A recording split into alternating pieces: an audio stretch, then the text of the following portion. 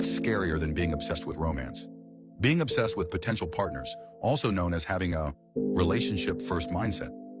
This means that when you see a guy, your instinct is to evaluate his qualities and think about whether he could be your boyfriend. The first thing on your mind isn't whether you could be friends or something else, it's whether you two could be a couple.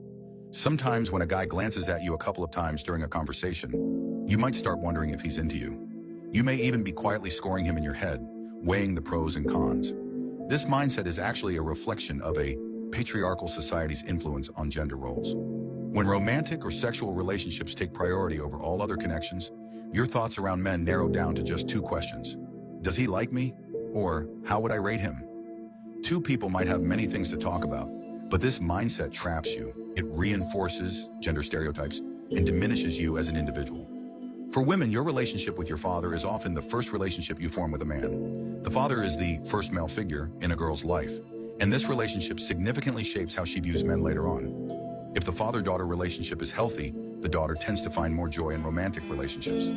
The father sets an example of how to interact with men and helps shape her ability to respond to male figures.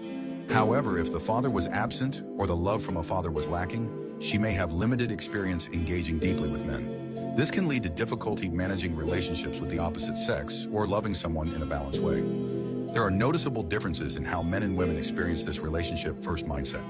For men, this mindset often involves seeking validation of their desirability in relationships.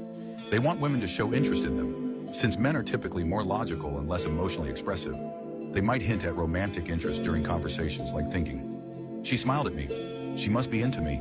For women, this mindset tends to be like an addiction to evaluating potential partners.